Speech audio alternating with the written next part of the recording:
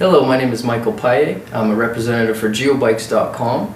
Today we are doing an assembly video of the 2013 GIO Zeta. I'm going to show you step by step how to take it from the box to safe to ride on the road.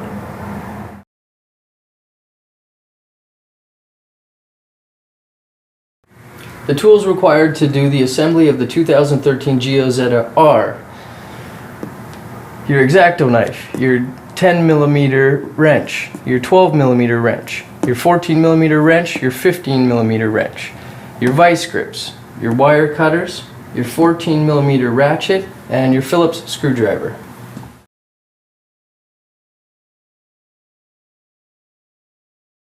First thing you need to do is take your wire cutters. Give your straps a good pinch.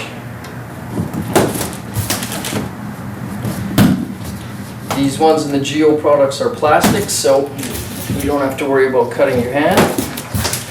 If they're metal, be very careful. So the next step is to take your X-Acto knife. Don't put the blade out too far because they are perforated, and if you push too hard it'll snap. So you just need a little bit of that blade. Got 4 tabs of the box. Hold one end down, take your X-Acto knife, run it along, remove the cardboard,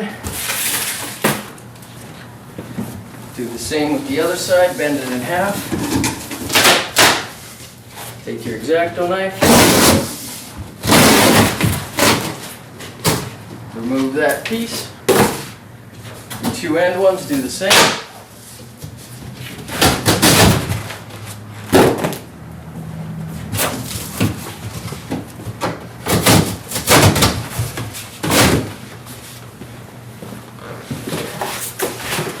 Alrighty, so once you got those 4 top flaps removed, use your X-Acto knife again. Get as close as you can to the side. You don't want to cut in too far because you may scratch your scooter. So right from the end, bring it down as far as you can to the ground. Do the same on the other side. And then from here, this front side of the box,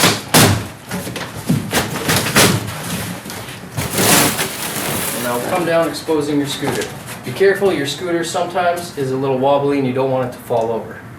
And then I take my wire cutters, find a good spot on these 2 zip ties that are mounting the front wheel to the frame. Use your zip ties, remove your front wheel. Once that's done, go to the back, grab your scooter by the back rack, lift it up, and over.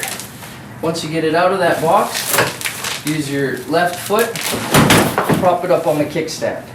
From here, if you put pressure on the back, the front comes up, slide it over. Alrighty, so once your scooter has been removed from the cardboard box, the next step would be to remove the cardboard that is on your seat that was protecting the front wheel. Now you got to go all the way down to your rear wheel fender where they taped it. Grab that piece of tape, hold down the bubble wrap, follow the tape all the way back down to the other side and remove. Now after that, start off with the bubble wrap, rip it down the back side, rip it right down the middle, over to the handlebars.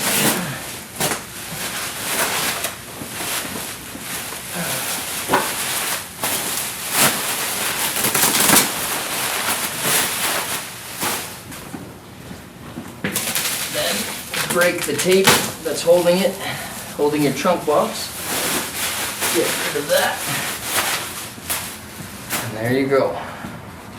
So next step would be to take your wire cutters, cut the zip ties on the brake levers.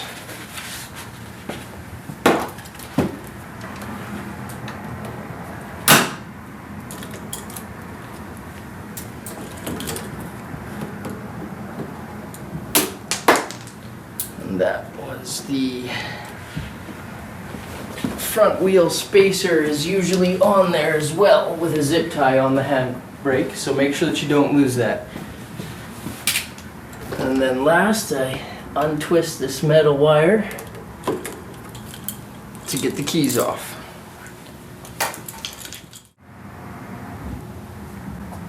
Okay, so once you have removed all the plastic wrap, all the zip ties and everything, now you remove all your parts.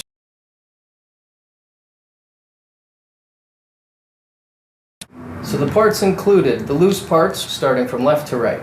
On your left you got your blue raincoat, then your general maintenance manual, then your U-lock, your front wheel, your 2 mirrors, your floor mat, your 48-volt charger, your 2 pedals with your 2 pedal arms, your 2 pedal mounting bolts, and your 2 pedal arm caps.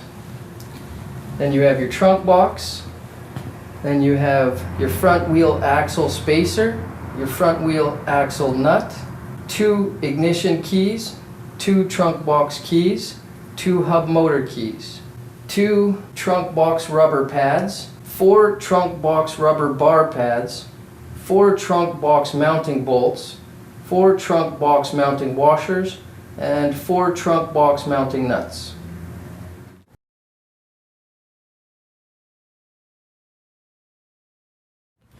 So this is the front wheel and front brake assembly steps. Grab your scooter, tilt it back. I rest my knee under there so that I have both my hands to work with. You'll take your wire cutters. Be careful to only cut the zip tie. So that was 1 and 2. And that, as you can see, lets your front brake down. Now removing the axle. It's got a plastic washer over here. It's just on there for shipping purposes. Pull out your axle. Remove the wooden base. And you grab your front wheel. Put your front wheel between the front forks. Take your front brake. Slide it on. Make sure that this U groove fits onto this knob, or that the knob fits into the groove. Once you have it lined up, slowly lower your scooter onto it.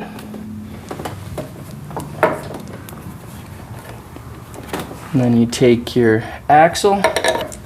So once you got the axle in a bit, don't need to push it all the way through. And you take your spacer, put your spacer in this side of the wheel, opposite side of the brake. Line it up. Push your axle all the way through. Grab your front wheel axle nut. Tighten that onto there. So once that axle is through and your nut is on the end, take your 12mm wrench and your 14mm, and then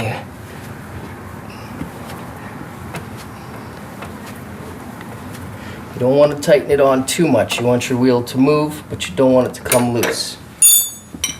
Once that's on, lift the scooter back, give it a spin.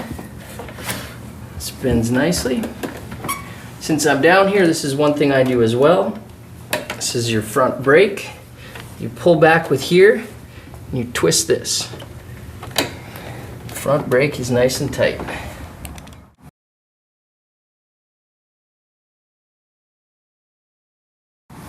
So this is the trunk box installation steps. Now I got my trunk box here with all my hardware inside. For this you are going to need a Phillips screwdriver and a vice grips. First thing you do is take your 2 rubber pads, place them between the 2 holes on the bars, and you take your 4 rubber bar pads, place one there, one there,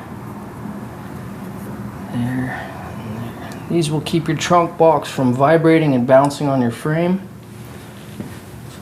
Now what I do is I take the washer and I slide it onto the bolt, so it's already done. Have them in the back of your trunk box so that you have easy access. Now I look through the top right hole and line it up with the top right hole on the frame.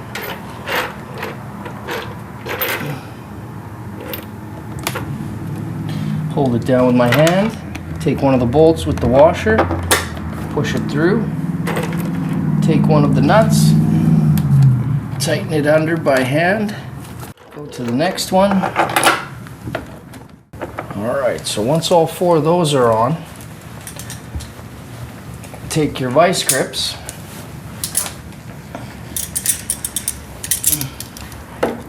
use your vice grips and grab one of the nuts on the bottom.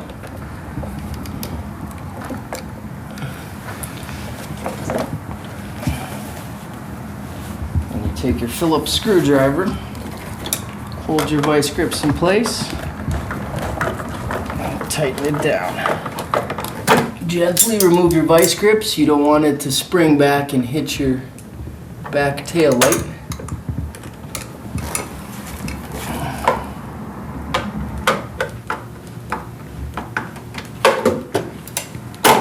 Once all 4 bolts and nuts are tight, the trunk box has been installed.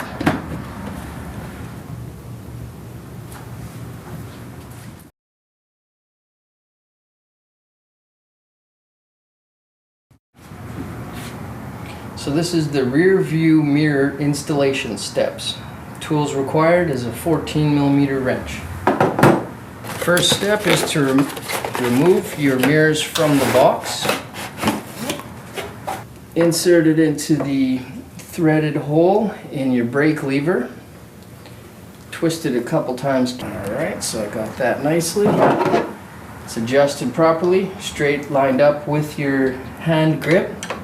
Use your 14mm wrench, again holding by the bar. Give it a good solid turn. Then you slide your rubber seal back down. This will prevent water from getting into your handlebar assembly.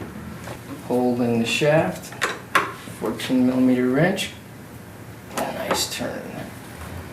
Slide your rubber seal down, and your mirrors are good.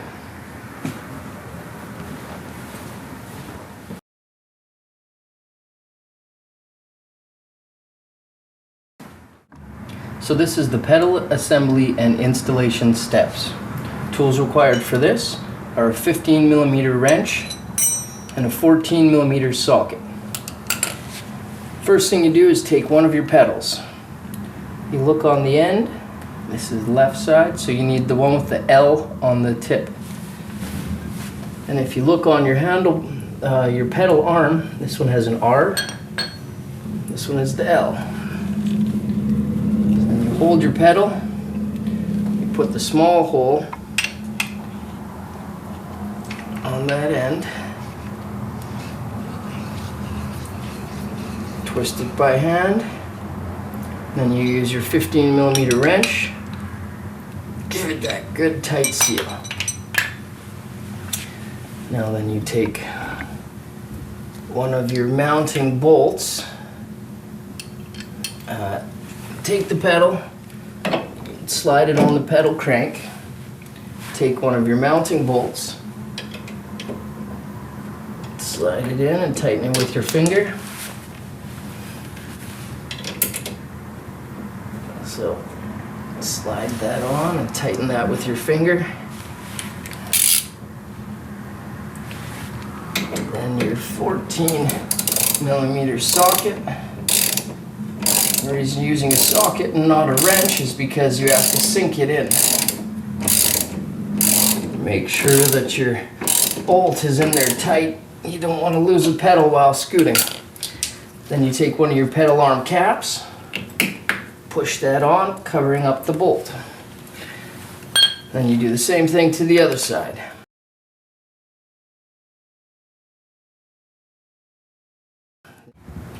Alright, so this is how you connect your battery. Use your ignition key, put it into your seat lock. Your seat now opens. Now from here, you turn your breaker off, so there's no power to the battery. Then take your battery connection wire, slide it in good. Give this little tightening bolt here a couple turns to tighten it so it doesn't come loose. Then you turn your breaker back on and your scooter will make a beep to let you know that you have power. There's the beep. We now have power to our scooter. Alrighty, well those were the installation and assembly steps for assembling your 2013 GIO Zeta safely from the box to ready to ride. I thank you all on behalf of myself, Michael Paye, and on behalf of GIO Bikes for taking the time to view this video to ensure that your scooter is properly assembled and ready to ride safely. Thank you.